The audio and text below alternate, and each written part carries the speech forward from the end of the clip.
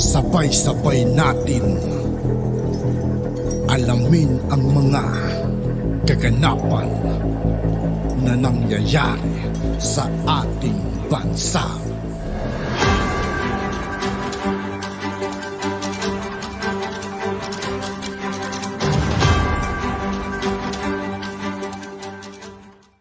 Yo, what's up mga kaibigan? This is TOO KAYE po again. Ngayon nandito naman ulit tayo sa channel ni Pinas News Insider. Dito naman ulit tayo magbibigay ng komento at reaksyon. Kaya samahan nyo. Guys, let's go! Ito ang balita ngayon. Viral ngayon sa mundo ng social media. Ang di umano'y balitang isang napakagandang balita.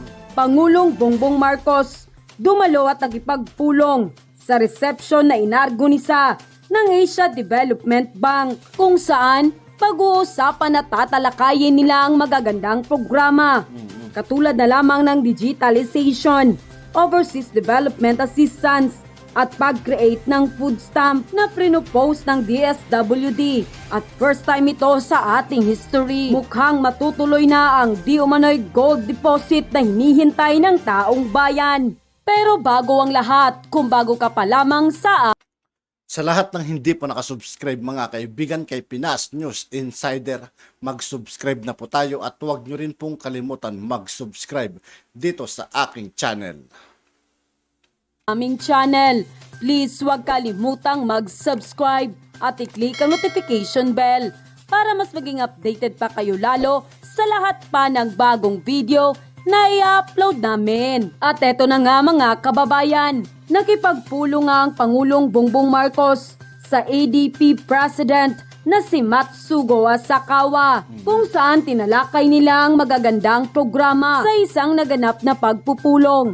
Malugod na tinanggap ni ADP President Matsugo Asakawa si Pangulong Bongbong Marcos Jr. at kasama ng kanyang mga gabinete.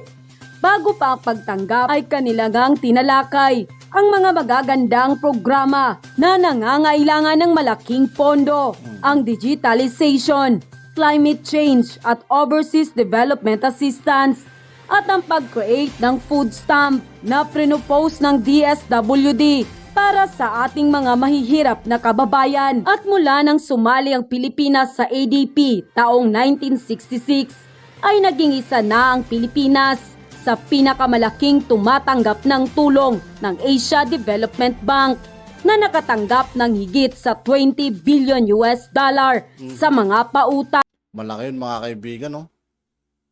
Ang gawad at technical na tulong mula sa bangko. Ang tulong ng ADB sa Pilipinas ay sumusuporta sa malawakan na hanay ng mga hakbangin sa pag-unlad, kabilang ng pagpapaunlad ng ating infrastruktura, pagbabawas ng kahirapan, edukasyon at kalusugan, at pamamahala sa panganib ng kalamidad.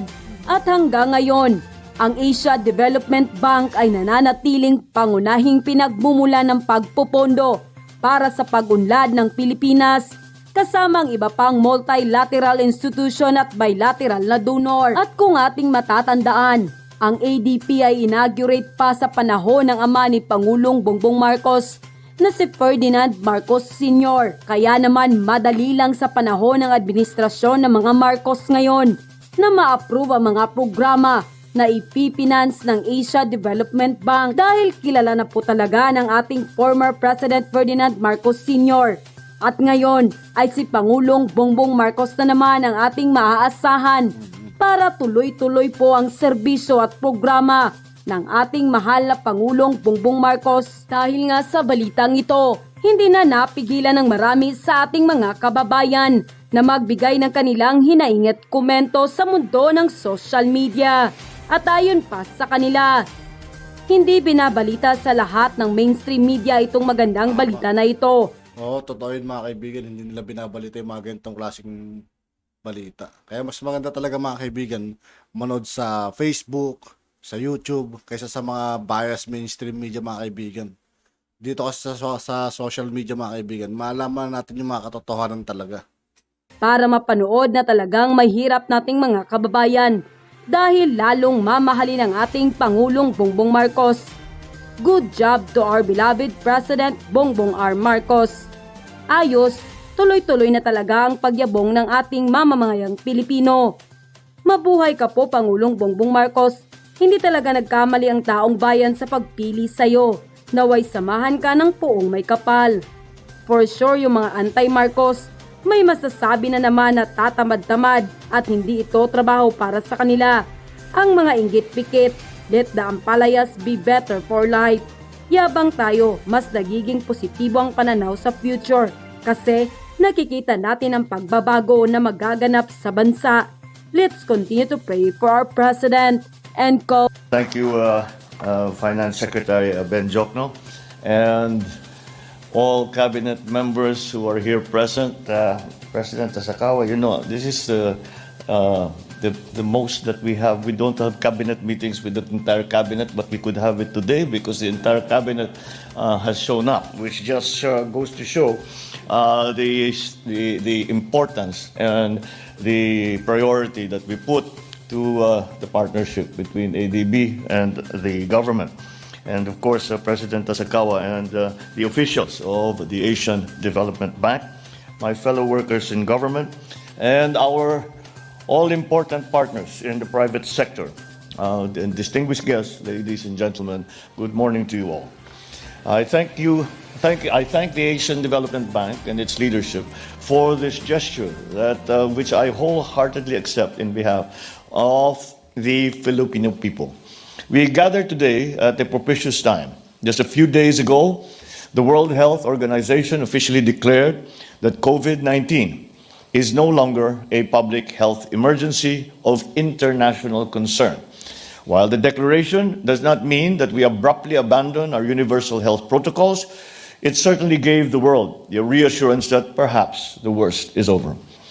Thankfully, because of swift breakthroughs in virology and vaccinology, communities were able to build effective response systems while humanity was able to boost its immune system. With this development, we can now refocus our plans and priorities and train our sights with renewed vigor. Carefully guided by the stinging lessons of the pandemic, we can now refocus our priorities on the development of our economy and the betterment of the lives of ordinary Filipinos. When I met with the Board of Governors of ADB last September, just 3 months since my assumption of office, I highlighted the need for our country to safely navigate through the waters of the post-pandemic world, and in that way firmly anchor our economy, not just on the new normal, but on the better normal. The pandemic did not blur our national vision that was already very clear to us even before it supervened. Our goal remains to be the same as in pre-pandemic circumstances.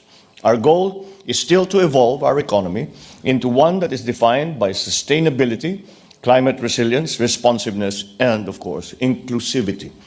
I also spoke about my administration's 8-point socio-economic agenda, which laid the blueprint for the Philippine Development Plan for 2023 to 2028. Built on a transformative agenda to lift off from the economic setbacks of the pandemic, the plan aims to achieve economic prosperity, inclusivity, and resilience through the two-pronged approach, developing and protecting the capabilities of individuals and of families, and transforming production sectors to generate more quality jobs and competitive products.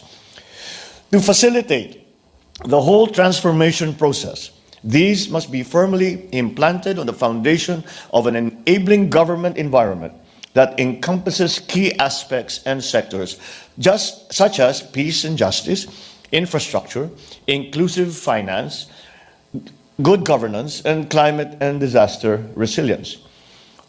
We say all hands on deck in order to make the plan work. Whole of government and whole of society approaches, public-private partnerships, international collaborations shall be adopted as necessary. We will engage our tried and tested and dependable partners and allies to help us out in this can only be described as a monumental exercise. Magnificently perched on its permanent site here on our home soil, the ADB has always been a steadfast ally for nearly 6 decades now, ever reliable and unparalleled in its developmental assistance programs that have spanned across many, many political cycles. In my 9-month tenure thus far, there are already 3 strategic programs that have been signed with ADB, and there are many more in the pipeline. All these calculated to strongly backstop our pursuit of high-priority developmental goals. Moreover, as we were informed, we await the release of the Country Partnership Strategy for 2024 to 2029, which shall clearly spell out the ADB's recommended medium-term development agenda for the Philippines.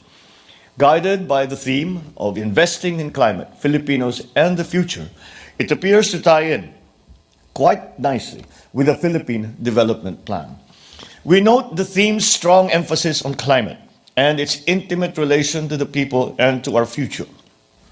According to the 2022 World Bank report, climate change will continue to pose a threat to the Philippines. There is now a high likelihood of the El Nino phenomenon, which we are preparing for as we speak. That is on top of the dreaded big one. Our country recently topped the World Risk Index 2022, which means that we have been found to have the highest disaster risk among the 193 countries in the planet. A highly undesirable distinction that we somehow have come into. In spite of these, certain things have remained constant, such as the geographical fact that the Philippines still lies along the typhoon belt and the ring of fire in the Pacific. But set against the backdrop of all these worrisome realities and statistics, the whole point is that the climate change agenda is compelling, not only for our Philippines, but for that matter, the rest of the world. Our options are limited. We must mitigate, we must adapt, and if we do not do that, we must suffer. As the climate expert has warned us so many years ago, but somehow the world did not listen. If we do not act, climate change can, will, and already is unleashing nature's fury upon our communities and our people. Cognizant of all these, we have strategically integrated the climate agenda into the plan. As we ramp up annual public infrastructure spending to 6% of GDP, consistent with the Build Better More program, we will incorporate the elements of sustainability, climate resilience, and disaster proofing in all phases of societal and infrastructural planning, design, construction, up to operation and maintenance. It will be implemented in our water supply, in our sanitation, energy, and transportation systems, including agri and food production, and many other essential areas. Climate change will be the lodestar for our integral national policies and investment decisions. In keeping with our solid partnership that we have had for decades, we will look to the ADB for crucial developmental intervention in these critical areas. As the climate bank of the Asia and the Pacific, the ADB has proven its reliability in extending strategic financing and technical assistance for climate-responsive projects. The Philippines stands to greatly benefit from this mutually beneficial relationship with the ADB. We are aware of the responsibilities that this relationship carries with it. But we will re-echo my father's words during the ADB inauguration some 57 years ago. We will meet those responsibilities. We will ensure that the plans and projects are stringently and timely executed. We will also ensure judicious utilization of the loans and other technical assistances that are provided to the country. As we carry forward to the concept of better normal under the post-pandemic circumstances, our vision for the Philippines is for it to be able to provide a comfortable, secure life to its citizens, for us to be able to be self-sufficient in basic needs and essential services, sustainable in our strategies, vibrant industries, and investment propelling our economy. It is our continuing and collective hope that the ADB will continue to be there by our side to lend its support throughout our transformative journey. So, once again, let us celebrate 2 more years of fruitful relationship between the Philippines and the Asian Development Bank. Thank you all for all that you have done in the many years, and I thank you in anticipation for all that we will be doing together in the coming years. Maraming salamat po. Thank you very much and good morning. At yun na nga mga At yun nga po mga kaibigan, dito po nagtatapos ang ating reaction video. Muli, ako po si I2K ng Sundalo ng Dunggalo at 811. Maraming salamat sa patuloy na pagsuporta. Yeah, peace out.